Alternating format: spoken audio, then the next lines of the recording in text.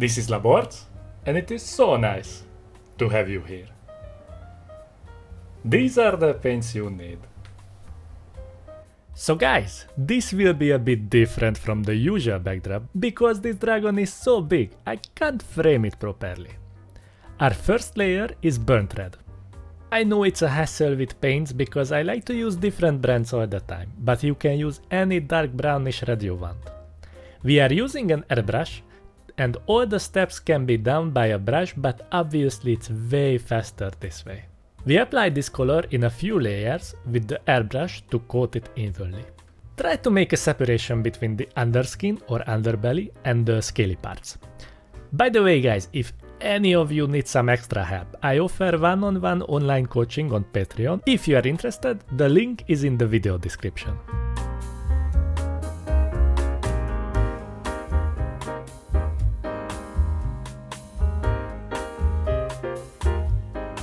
Then we continue with dark vermilion, sketching out the highlight areas. A mini of this size is a bit tricky because it's enormous. I'm using photos for highlight reference, so in a way it's similar to how I would highlight it's like a 32mm mini. But it was a good learning experience for Papa Laborc because at this scale, details work a bit differently. The highlights are focused around the top part of the neck, the head, shoulder, upper thigh and two sections on the tail.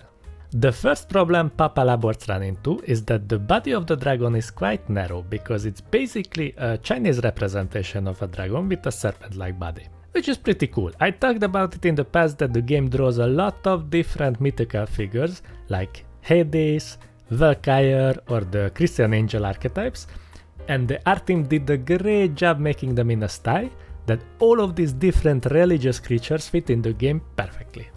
But let's get back to the highlight placement. We need to choose a highlighted side. I chose the right side of the dragon. That will be our focus side. You can mirror the highlights to the left and it will look just as fine because of the size of the mini, but due to limited time I have to work on this model. I will mainly focus on the right side. After that, I went in with a mix of vermilion and fluorescent yellow to make the red more vibrant and saturated. The result was great, but it felt like it needed a bit more contrast.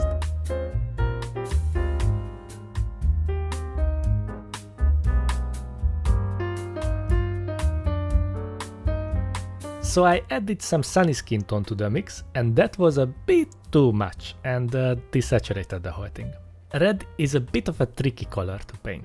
Either you end up with something pink or orange, and we don't want either of those. Don't worry, we all know there are no mistakes here, only happy little accidents. And huge slaps on your tiny hands, so we will use these sections like we were underpainting for the next step. So all along it was a well thought out procedure and it was intentional. It's not like this model is so big that Papa Laborc just looked at it for 2 days and had no clue what to do with it, okay? Okay. Now that we have this cool underpainting method, again, intentionally, we can reintroduce some richness to it with red ink and fluorescent orange. Inks tend to dry to a satin finish, which is great because the scales will be shiny. So we are basically back at the third step with some extra. Okay.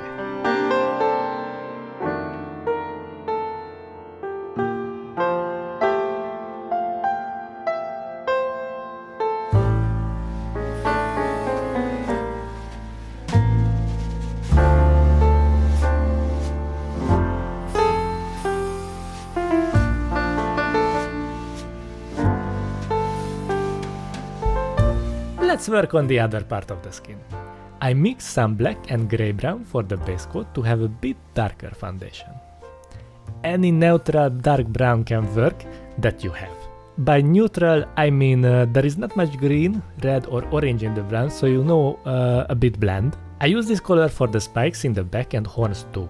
Don't worry about overspraying it, because this color is great for shadows.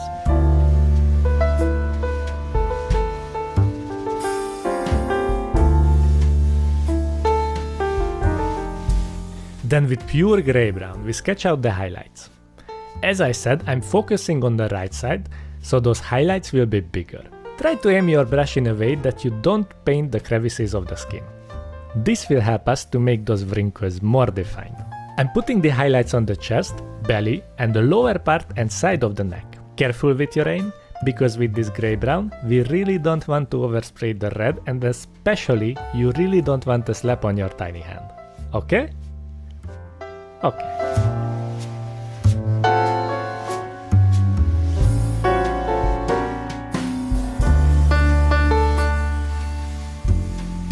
Let's add some decomposed flesh to the grey-brown or any cream color you have, like skeleton bone or ushabti bone. I'm switching to a brush now.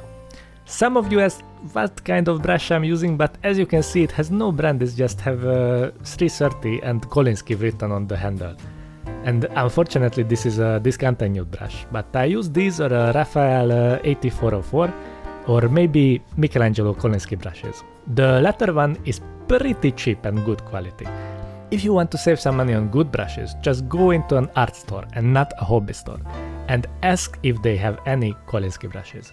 You might find some no-name brands that are quite good that only cost a fraction of a Winsor & Newton or a Raphael brush. There is a good chance that you buy something terrible too, but I think it's worth a try. I'm using a thin consistency and build up the opacity with a couple of layers. If you use thick layers over an airbrushed surface, it will stand out in a bad way. So dilute your paints or I will slap on your tiny hand.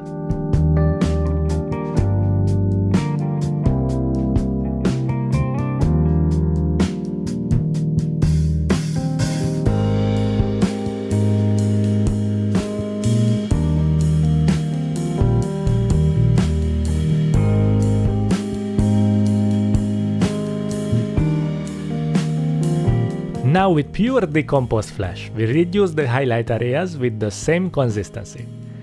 Now with a model of this size, if you want, you can glaze to smooth out the transition between this and the previous layer.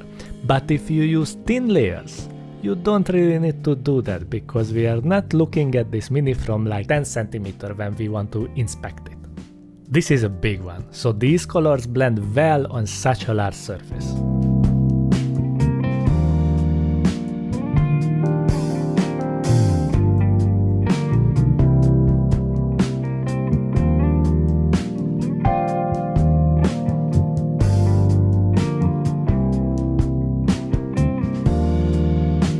I went back and increased the highlight areas. Oh yeah, the gloves. You guys know more than anyone that I'm not ashamed of my hands. They are beautiful really, but this mini doesn't have a base, so I need to hold it in my hand. Which is uncomfortable really, but I would need one of Granny's plate to base this thing, and I'm not sure even that would be big enough. Anyway, the point is, your hand can sweat or can be dirty, so it's highly advisable to wear a pair of gloves on both of your hands to keep the mini clean. And not only that, but this way you're less likely scrape off the paint. Now we add some grimy grey to the decomposed flesh to push the highlights a bit further. Same thin layers like before. If you are comfortable with wet blending, or if you are not, this is a great opportunity to practice because you have enough surface to do it.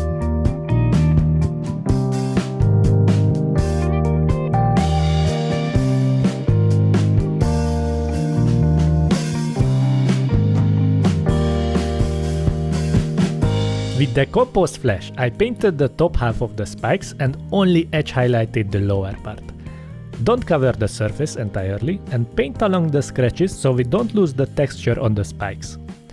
Then I went back to the horns and reduced the highlight areas with that color as well.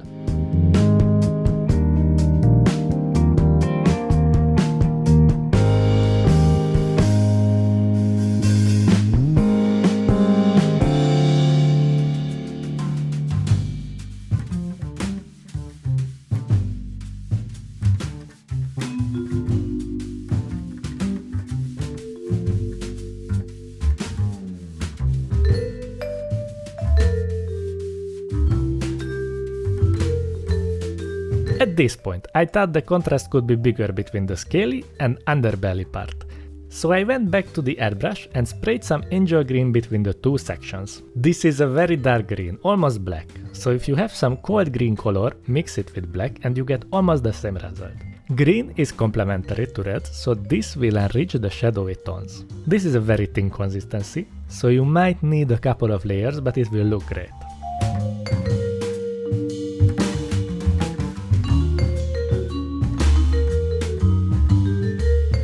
After that, I thought that the skin looked a bit bland. I gave it a yellowish brown hue with tallarn sand.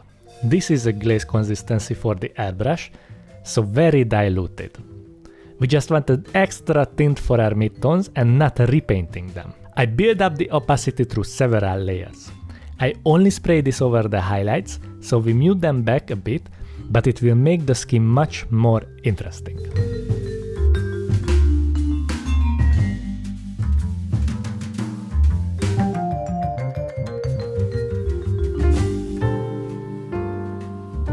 Then I started working on the details on the head. Painted the tongue with screamer pink, leaving the middle tongue recess darker, only covering it with thin down layers. I used this color for the gums as well. Try to use thin coats under the tongue so it will have some contrast in the opacity.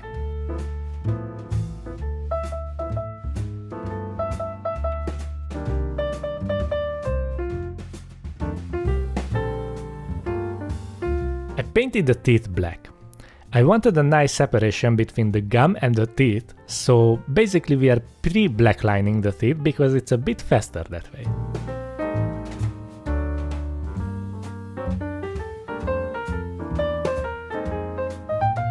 After that I mixed some pale sand to the screamer pink and highlighted the gums so they look shiny and wet.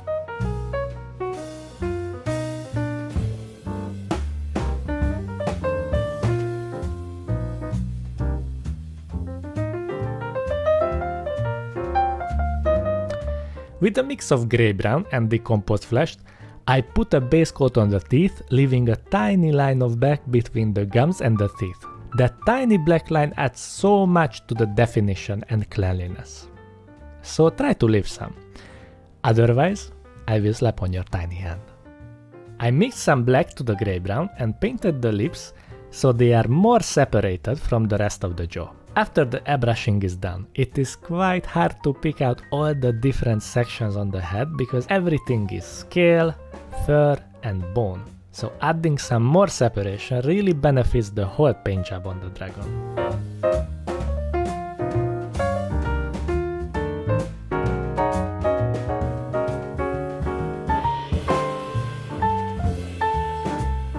With decomposed flesh, I highlighted 80% of the surface on the teeth. This really made those sharp teeth stand out.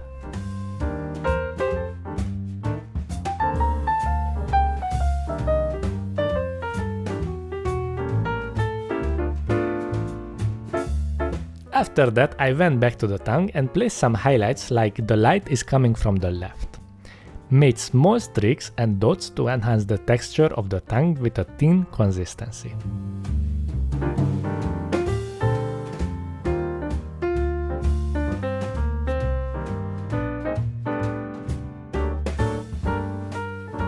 With grey-brown, I placed some highlights on the lips.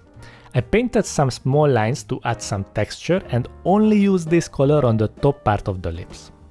Then I went back and painted the rest of the spikes on the head with this color.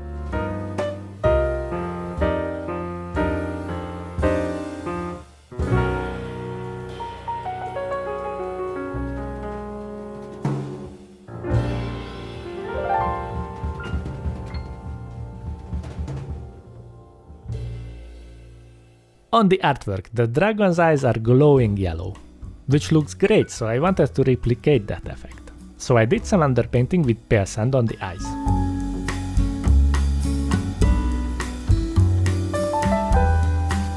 I brushed some yellow over it. This was a bit of a steep color for the first layer of the ocell, so skip that and use orange instead. I chose orange red, but any bright reddish orange will work. Only spray this around the eyes. We don't want to create a huge light stain. Remember, light goes in straight lines, so the eyebrows block the light from the rest of the head. Apply thin layers with the airbrush and slowly build up the opacity. I went back with a brush to add some extra yellow, but I ended up muting it back a bit off camera because I applied it too bravely around the eyes. Remember guys, the OSL effect only works if our light source is brighter than the surface that is hit by the light, so either mute back the surrounding surface or make the light source brighter. I chose the latter, so I mixed some pale sand to the yellow to make it brighter and created a smaller spot on the surface on the eye. With those glowing eyes, the dragon started to look cool, but I thought it was not really enough. So I wanted to make the effect on the box art that he is about to spit fire and you can see the light is coming from his mouth. So I grabbed an airbrush and sprayed orange red down his throat. The inside of the mouth is black, and I wasn't sure about underpainting it because if I overspray some off-white to some other surface, it would give me too much work to fix it, so I just build up the orange tone slowly over time. Overspraying on the teeth and the start of the tongue is highly encouraged because it will make the OSL much more believable.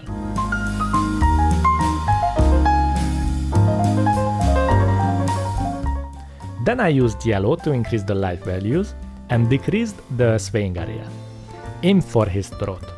Oh yeah, I keep referring to the dragon as a male, which is kind of bold in 2022, but that is the reason why.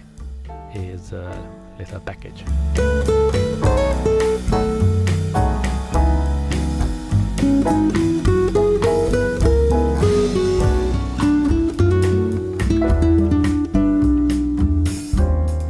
Lastly, I used some pale sand in the middle of the throat and the OSL turned out great. It's a pity that the dragon's head is facing down because you can only see it if you look under it, but we know it's there and it gives that extra kick to the paint job.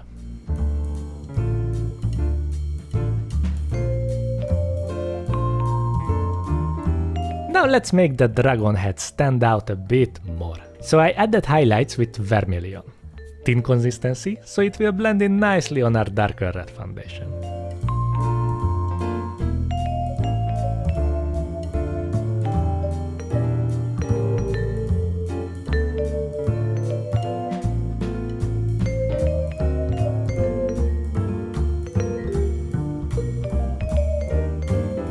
Then I placed some fine highlights on the head, focusing mainly on the right side with a mixture of vermilion, decomposed flesh and daemonic yellow. Especially on the top of the nose, and picking out some hair on the dragon's bird. I also went back to the brighter scales and painted the top part of those scales. This really made those stand out, creating a shiny effect. And with a scale like this, get it? It really blends in like light is shining on them and looks like a natural highlight.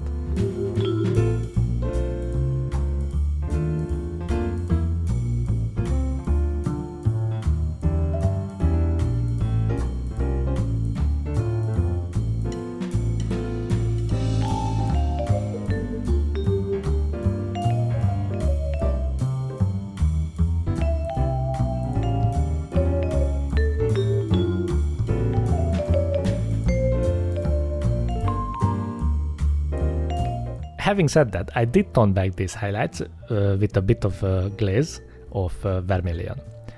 As I said, the red is tricky, but as you can see, our mid-tone is still this vibrant red, so Papa Laborc did manage to keep that, which is kinda great.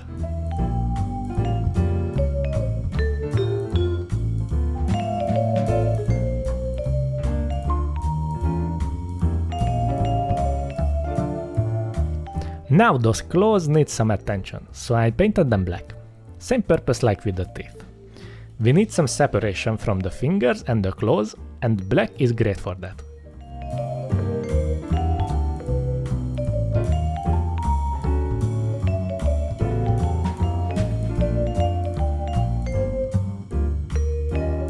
I used some grey-brown to highlight the claws on the hand and feet. On the hands, I did a sloppy edge highlight, and on the feet I was more sloppy because it should look more rough.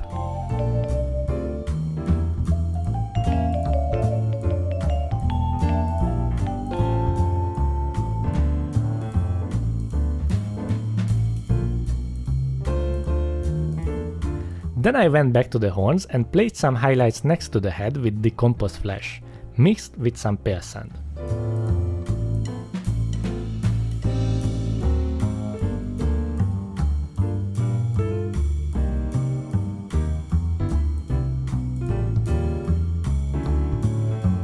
I added some extra highlights with the same bright red mixture we used before. This is the hard part painting a mini of this size. In the overall look, these details disappear, so you can be a bit bolder with the highlight values. Otherwise, they won't stand out. The reason for that is pretty simple actually. Because it's big, it can create the shadows for itself. When we are painting minis, we need to create those shadows and highlights, but if you look at an artist that paint collector figures on a 1:6 scale, they don't need that much contrast and it still look good.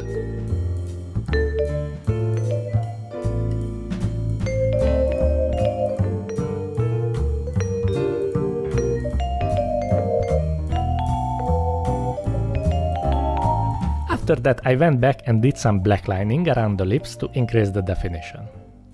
Thin consistency and shape your brushes tips so you can be as precise as needed.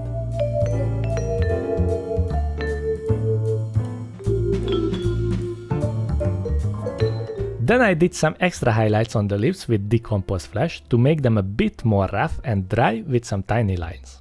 You know, like he was a bit shy to ask his granny for some lip balm. Lastly, I glazed some pure black between the two skin sections to make the separation a bit more visible. Don't use a thick consistency because it won't look good and I will slap on your tiny hand.